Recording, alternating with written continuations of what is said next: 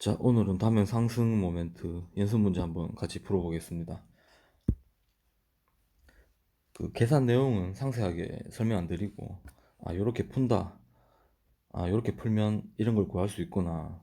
라는 것만 개념적으로 이해해보죠. 자, 요런 그림 일과 같은 단면이 있을 때. 이 단면이란 말은 제가 단면 1차 모멘트에서 말씀드렸는데, 이런 어떤 Z축 방향으로 균일한 단면을 가지는 어떤 3차 물체의 단면을 이야기하는 겁니다. 자, 1번 도심,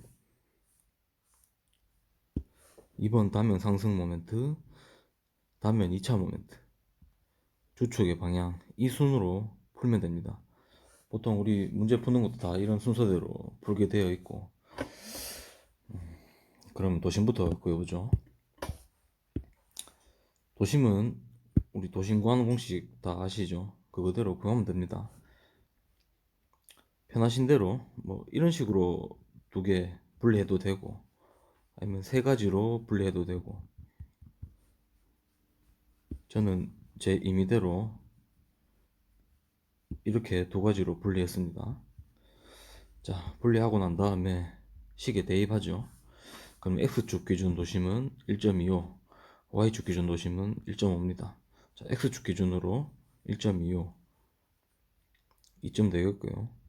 2점 되겠고, Y축 기준 했을 때 1.5, 2점 되겠죠. 이 두 도심이 만난 지점은 여기입니다. 그 다음에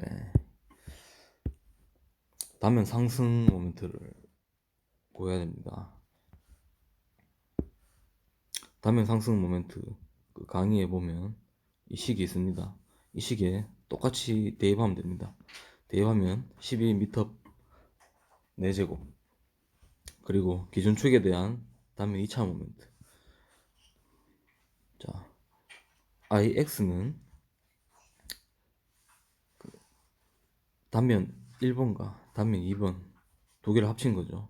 Y도 마찬가지입니다. Y축 기준 했을 때 단면 1번과 단면 2번에 단면 2차 모멘트를 각각 구해서 더해주면 됩니다. 그럼 첫 번째로 단면 첫 번째 거 X축 기준으로 했을 때 단면 2차 모멘트는 단면 자체의 도심축을 기준으로 했을 때 단면 2차 모멘트 더하기 우리 직교좌표의 기준축의 X좌표를 기준으로 했을 때 단면 1변의 단면 2차 모멘트 이 두 개를 더하면 됩니다. 그러면 3분의 64 미터 4제곱이 나옵니다. 이 나머지도 마찬가지입니다. 이런 방식으로 쭉 구해나가면은 이 순서가 바뀌었는데 IX는 3분의 80, IY는 3분의 65 미터 4제곱이 됩니다. 그 다음에 최대 최소 단면 2차 모멘트 이 변환 방정식을 이용합니다. 앞서 구했던 IX, IY를 이용해 가지고 이 세 가지를 이용해서 이 식에 대입하기만 하면 됩니다. 중력 방정식과 유사하죠. 이걸 따로 이 식을 해내는 거는 따로 하지 않겠습니다. 그래서 15와 19를 각각 대입하면은 이 값들을 대입하면은 36.43, 11.91로 최대 최소값이 나오죠. 그 다음에 모원을 이용하는 방법이 있습니다. 같습니다. 결과는. 근데 이게 구하기 훨씬 쉬울 겁니다. 이 식을 몰라도 구할 수 있기 때문에. 자, 아까 최대 IX와 요거는 IXY, 요거는 IY, 요거는 IXY 이렇게 점 두 개를 찍고 센터를 잡습니다. 그러면 R 값을 구할 수 있겠죠.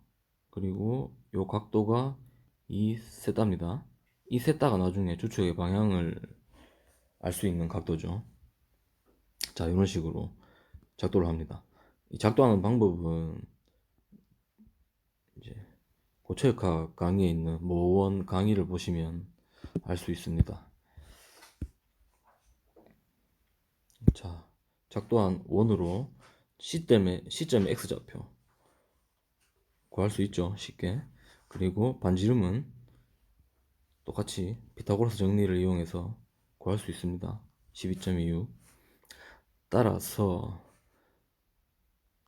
단면 2차 모멘트 최대값, 단면이면 2차 모멘트 최소값은 C에다가 R을 더하냐 빼느냐 이 차이로 구할 수 있습니다. 아까 변환식을 이용했을 때와 똑같이 값이 나오죠. 자, 이제 주축의 방향. 주축의 방향이라는 것은 강의 때도 제가 말씀드렸는데, 최대 최소, 다음에 2차 모멘트가 최대 최소가 되는 두 개의 축이 있죠. 이 축이 기준 XY 축과 얼마의 각도를 이루고 있느냐, 이걸 구하는 겁니다. 마찬가지로 아까 모1에서 탄젠트 2세타는 이렇게 표현될 수 있죠. 그래서 아크 탄젠트 값을 해가지고 나누기 2를 하면은 39.1도가 나옵니다. 즉, 그 말은 이 축이 39.1도만큼 기울어져 있다. 이 기울어져 있다는 건 어떻게 해석할 수 있느냐? 이 축을 기준으로 이 물체를 굽힐 때 가장 굽혀지기 쉽다는 거고, 이쪽 축을 기준으로 해서 이 물체를 굽히면, 그러니까 이런 식으로 굽히겠죠. 굽히면 가장 굽혀지기 어렵다. 그거를 알 수 있습니다.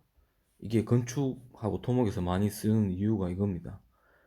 건축 토목에는 기둥 같은 걸 많이 쓰기 때문에 이 굽혀지는 방향을 고려하는 게 되게 중요하죠. 네, 간단하게 예제 한번 풀어보고 이 시간을 마치겠습니다. 자, 끝!